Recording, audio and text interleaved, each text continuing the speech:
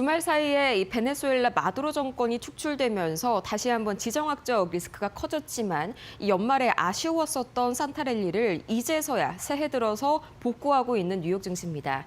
다행히 베네수엘라 사태 영향이 크지 않게 되면서 다우지수가 1.25%, 오늘 에너지주와 또 은행주들의 강세가 이 다우지수의 급등을 이끌고 있고요. 또 나스닥 지수도 0.68% 견조합니다. 이 오늘 CES 2026이 첫날을 맞이했죠. 여기에 대한 기대감이 모여지고 있고요.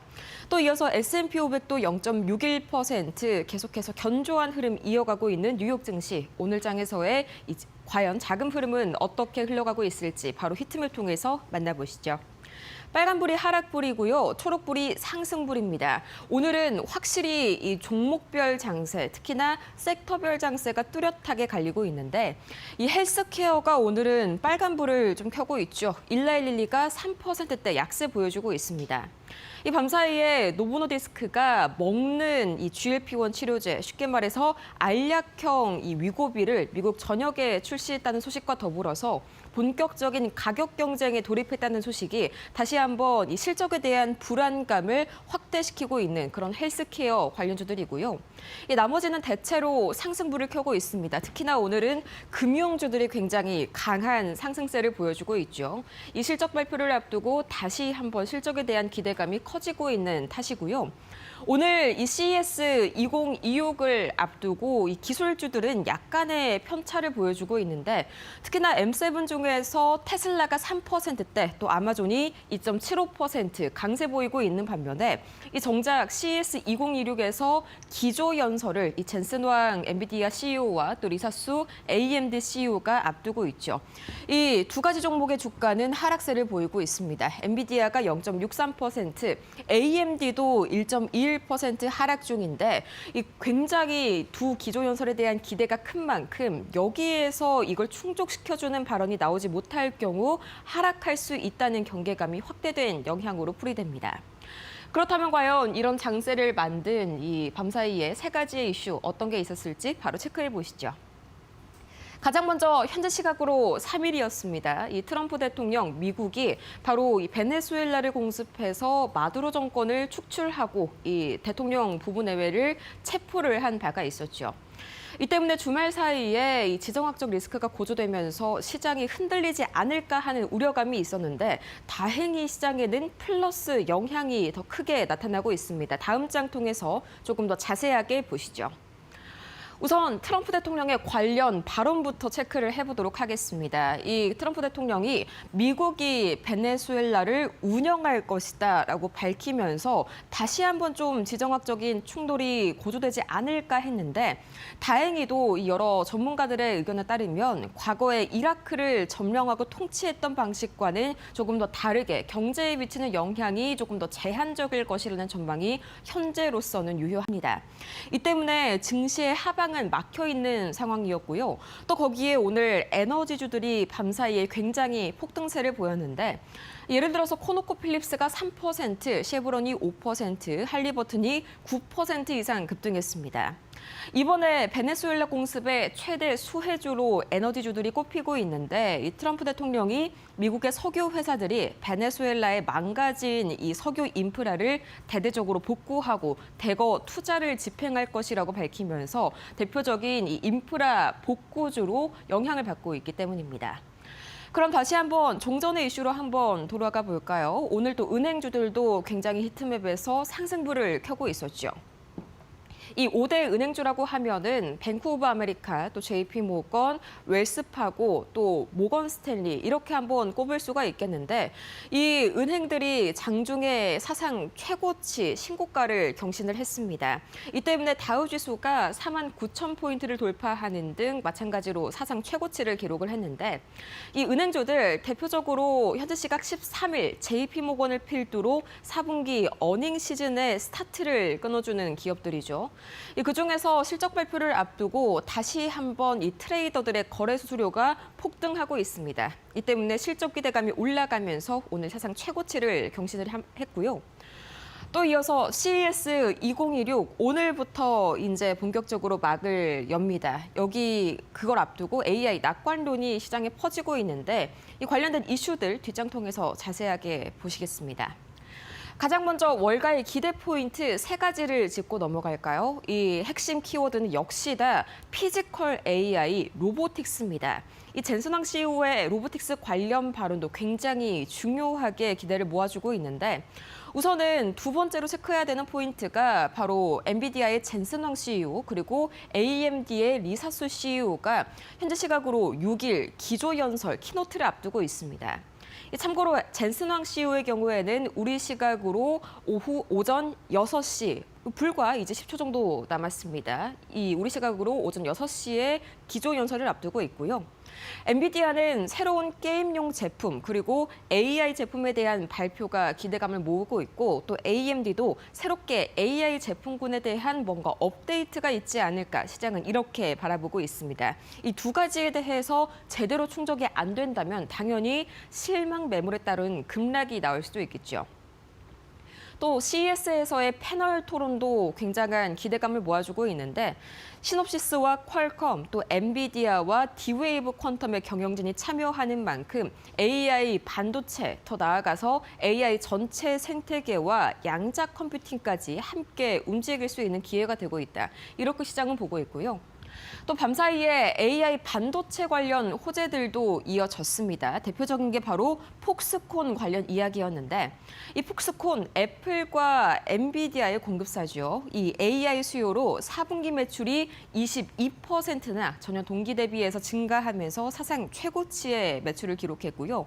그만큼 AI 수요가 폭증하고 있다는 것을 반증해주는 그런 근거겠죠.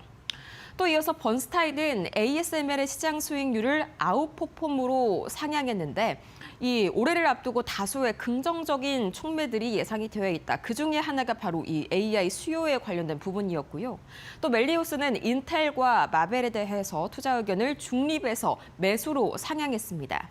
참고로 인텔은 이 14A 공정과 또 패키징 측면에서의 리더십을 긍정적으로 평가하겠다 이런 소식이 나왔는데 여기에 더해서 인텔이 잠시 후에 또 마찬가지로 신제품을 발표할 예정입니다. 이 부분도 시장에서 상당 부분 긍정적인 기대감을 모아주고 있습니다. 그럼 추가적으로 과연 특징주들은 어떤 이슈를 몰고 왔을지 차근차근 정리해 보시죠. 가장 먼저 M7부터 보도록 하겠습니다. 테슬라 오늘 3%대 강세 보여주고 있죠. 두 가지의 이슈가 있었는데 첫 번째로는 중국에서의 12월 출하량이 9만 7천 대를 돌파하면서 전월비 대비해서 12% 증가한 것으로 나타났습니다. 이 중국 전체에서의 전기차 판매량이 12월 들어서 8%가량 하락한 것을 감안하자면 상당히 선방한 것이고요.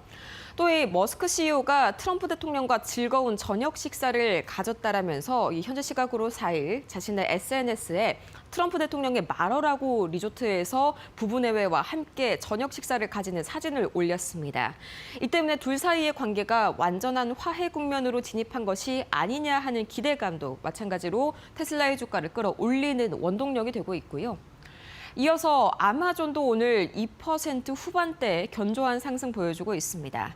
대표적으로 여러 가지 이슈가 있었는데 가장 큰 이슈는 역시나 이 AI 비서 알렉사닷컴을 출시했다는 겁니다. 이 알렉사닷컴 쉽게 얘기해서 웹브라우저에서 알렉사 플러스를 사용할 수 있게 만들면서 챗 GPT에다가 도전장을 내민 행보로 분석이 되는데 앞으로는 웹브라우저를 통해서 비단 핸드폰뿐만이 아니라 PC 환경에서도 알렉사를 이용해서 일정을 관리하고 또 쇼핑하고 스마트폰을 제어하는 것까지 굉장히 다양한 연계된 인터페이스 운용이 가능하게 됐습니다.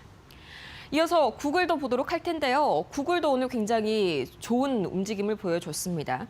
이 삼성전자가 올해 모바일 AI 기기를 2배가량 늘리면서 8억 대가량으로 늘릴 예정이라는 점이 굉장히 긍정적인 영향을 미쳤는데 이 삼성 스마트폰의 기본적인 OS가 바로 구글의 안드로이드죠. 그만큼 이 삼성 AI 관련 제품군이 더 점유율이 높아진다는 점은 안드로이드의 점유율이 높아진다는 것과 비슷한 맥락입니다. 이 때문에 오늘 상당히 견조한 흐름 보여주고 있고요. 세 가지 주가 흐름 바로 체크해 보시죠. 가장 먼저 테슬라입니다. 3.1% 오늘 M7 중에서 가장 폭발적인 상승세를 보여줬고요. 또 이어서 보도록 하겠습니다. 아마존도 2.9% 거의 3%에 달하는 상승세가 이어졌습니다. 또 이어서 알파벳도 0.4% 상승으로 오늘 하루를 마무리 지었고요. 나머지 M7 종목 상황은 어떻게 흘러가고 있을지 바로 뉴스 체크해 보시죠. 가장 먼저 메타는 제프리스 측에서 굉장히 긍정적인 평가를 이어나갔습니다. 최근에 이 AI 에이전트 스타트업인 마누스를 20억 달러를 주고 인수한 것이 굉장히 긍정적이었다라고 평가했는데 이 때문에 제프리스는 메타에 대해서 투자 의견 매수를 재확인했고요. 또 목표가로 910달러를 제시하면서 앞으로 현재 주가 대비 44% 이상 충분히 상승 여력이 남아있음을 시사했습니다. 이어서 마이크로소프트는 AI 데이터 엔지니어링 플랫폼 오스모스를 인수하면서 다시 한번 AI 도입의 가속화에 페달을 밟았고요. 또 엔비디아는 오늘 M7 중에서 거의 유일하게 이 하락세를 좀 겪었던 종목입니다. 아무래도 젠슨 황 CEO의 기조 연설을 앞두고 약간의 경계감이 유입된 탓도 있고요. 또 밤사이에 이 뉴스가 굉장히 컸습니다. 더 인포메이션이 엔비디아의 옴니버스 사업이 4년째 부진하다라는 보도를 내놓은 건데요. 엔비디아의 옴니버스 사업, 흔히 말해서 우리가 디지털 트윈이라고 하는 사업입니다. 이 현실 세계를 가상 세계 안에 그대로 옮겨놔서 시뮬레이션을 돌리는 그런 작업인데 이게 생각보다 수요가 적어서요. 수익성에도 난항을 겪고 있고 또 생각보다 기술력에 대해서도 아직까지는 의문점이 많다는 것이 더 인포메이션의 평가입니다. 이 세 가지의 주가 흐름 바로 체크해 보시죠. 가장 먼저 메타입니다. 1.3% 강세로 이 장 후반부에 갈수록 계속해서 견조한 상승세를 이끌고 간 메타이고요. 이어서 보도록 하겠습니다. 마이크로소프트는 계속해서 상승세를 유지하다가 막판 들어서 이 상승분을 일부 토해냈습니다. 이 약보합권에서 다소 아쉽게 뒷심이 부족한 모습을 보였고요. 마지막으로 엔비디아입니다. 엔비디아도 0.39% 아직까지는 이 기조연설 CS2026 키노트에 대해서 기대감보다는 경계감이 조금 더 많은 그런 엔비디아의 모습입니다. 잠시 후에 6시에 이미 시작이 됐네요. 이 젠슨 황의 키노트까지 저희가 자세하게 분석해드릴 테니까요. 끝까지 채널 고정해 주시고요. 추가적으로 보도록 하겠습니다. 세 가지 반드시 알아야 할 밤사이 특징주입니다. 우선 코인베이스 간만에 오늘 좋은 흐름을 보였습니다.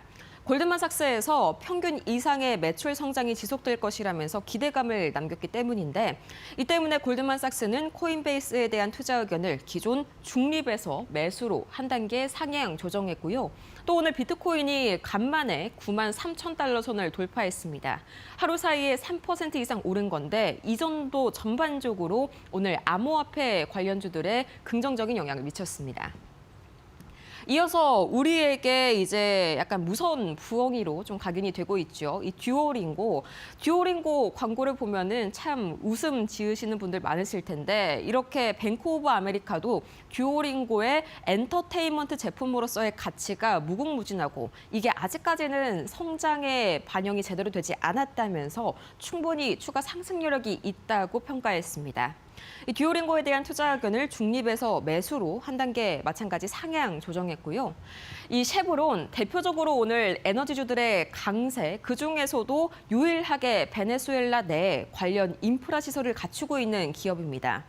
이 마두로 정권이 축출되면서 베네수엘라 내에서 미국 에너지 기업들이 대표적인 인프라 재건주로 수혜를 입을 수 있다는 기대감에 오늘 큰 폭으로 올랐는데요.